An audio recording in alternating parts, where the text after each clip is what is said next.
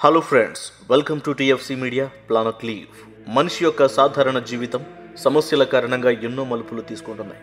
మలుపులు తీసుకుంటే అధిగమించడం సాధ్యమే, కానీ కొన్నిసార్లు సమస్యలు తీవ్రమై మానసిక రోగాలకు దారితీస్తాయి. వీటి కారణంగా మనిషి తన సాధారణ జీవితంలో ఇంకాస్త ఒత్తిడికి గురవడం, అనేక ఫోబియాలతో నరకయాతన అనుభవించడం జరుగుతుంది.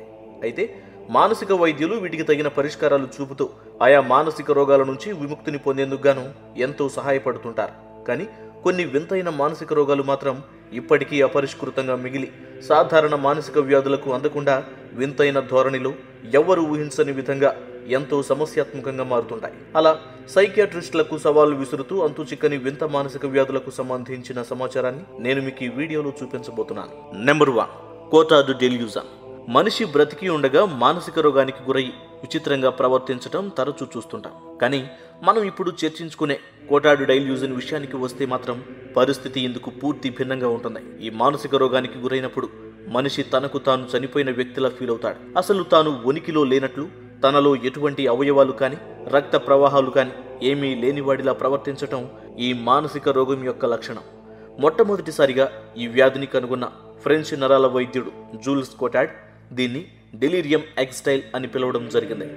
ఈ వ్యాధిని గుర్తించిన నేపథ్యంలో ఆయన ఎవరైతే తనకు తాను మరణించాను అని ఫీల్ అయ్యి తనలో పనిచేసే ఎటువంటి అవయవం లేదు అనుకుని తినడం మానేసిన వ్యక్తికి వైద్యం చేశాడు కోటార్డ్. ఈ సమయంలో వ్యాధికి సంబంధించి పలు దశలను కనుగొనడం జరిగింది. ఈ సమయంలో రోగి తీవ్ర మానసిక వైఫల్యం చెందడం, దీర్ఘకాలిక నిస్పృహలు, భ్రమలు చెందడం గుర్తించడం జరిగింది. సాధారణ నిజ జీవితాన్ని మరిచిపోయి తమను తాము పట్టించుకోకుండా తిరుగుతూ ఉంటారు. అసలు వారి శరీరం మీద కనీసం శ్రద్ధ వహించారు. ఎక్కువగా ముసలివాళ్లు, ఆడవాళ్లు ఈ వ్యాధి బారిన పడుతుంటారు. దీనిని నివారించడానికి యాంటీసైకోటిక్స్ మరియు మూడ్ స్టెబిలైజర్లు, విద్యుత్ అవరోధాల సహాయంతో ఈ సిండ్రోమ్ను అరికట్టడం జరుగుతుంది. Number 2, స్టెండాల్ syndrome.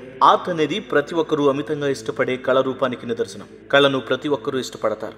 అధునాతన కళాఖండాలను ఎంతగానో ప్రేమిస్తూ ప్రోత్సహిస్తారు. కానీ అద్భుత కళాత్మక సౌందర్యం ఉన్న చిత్రాల వలన సమస్యలను ఎదుర్కొనేవారు ఉన్నారు అంటే ఆశ్చర్యం వేయకమానదు.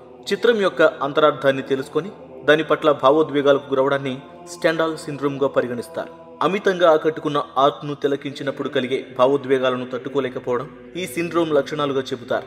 1817లో ఫ్లోరెన్స్లో పర్యటించిన తరువాత ఫ్రెంచ్ రచయిత మ్యారీ హెన్రీకి కలిగిన ఇటువంటి అనుభవాల కారణంగా ఈ పేరుతో పిలవడం జరిగింది. అయితే దీని గురించి అధ్యయనం చేసినప్పుడు ఎటువంటి వైద్య అవసరతలు లేవని ఖచ్చితంగా చెప్పారు.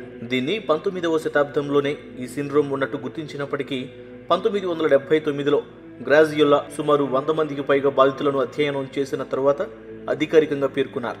సైంటిఫిక్గా ఈ సిండ్రోమ్కు ఎటువంటి ఆధారం లేకపోయినప్పటికీ కళాత్మకంగా చూసినప్పుడు వ్యక్తుల్లో కలిగే అనేక ఎమోషనల్ రియాక్షన్స్ ఫలితంగా రక్తపోటు, శ్వాస రేటు, హృదయ స్పందనలు ఎక్కువగా కొట్టుకోవడం కారణంగా దీన్ని ప్రమాదకరంగా భావిస్తారు. Number 3, life and phobia.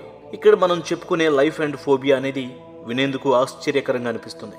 ఈ ఫోబియాను కలిగి ఉన్నవారు తాము తమ జీవితంలో ఏదో ఒకరోజు ఖచ్చితంగా చనిపోవాల్సిందే అనే ఆలోచనను తెచ్చుకొని ఆ సమయంలో తమను తాము మరిచిపోవడమే కాదు, తమ చుట్టూ ఉన్న కుటుంబ సభ్యులు, స్నేహితులందరినీ తీక్షణంగా చూస్తూ వారి మరణం కూడా ఖచ్చితమే కదా అనుకుంటూ బాధపడుతుంటారు.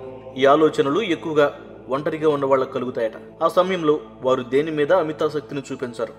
ఇంకో విషయం ఏంటి అంటే ఈ సిండ్రోమ్ తాకినప్పుడు కొందరు వైరాగ్యం కలిగిన వారిలో ప్రవర్తిస్తూ చివరకు ఒకానొక సమయంలో నేను ఉండను అనే ఆలోచన చేసుకుని ఎంతగానో బాధపడుతూ కుమిలిపోతారట. మరలా వారిని ఎవరో ఒకరు కదిలించి వేరే మూడ్లోకి తీసుకెళ్లేంత వరకు వారు ఆ సమస్య నుంచి విముక్తి పొందడం కష్టం.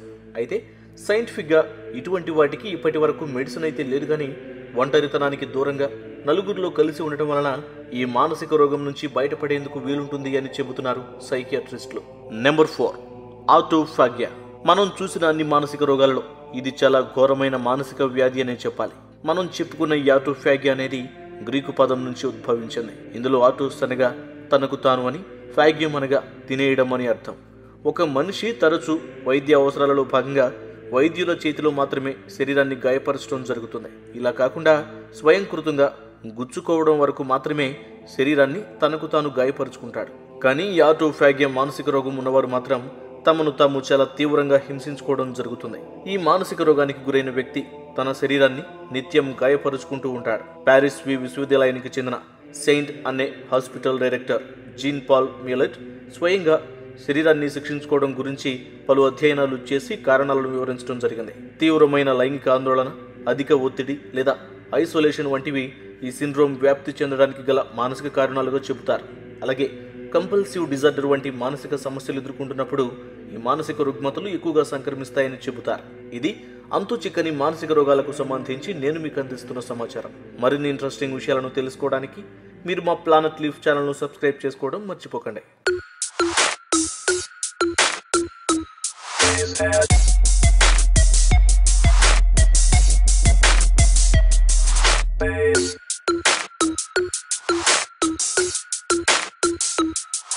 Base.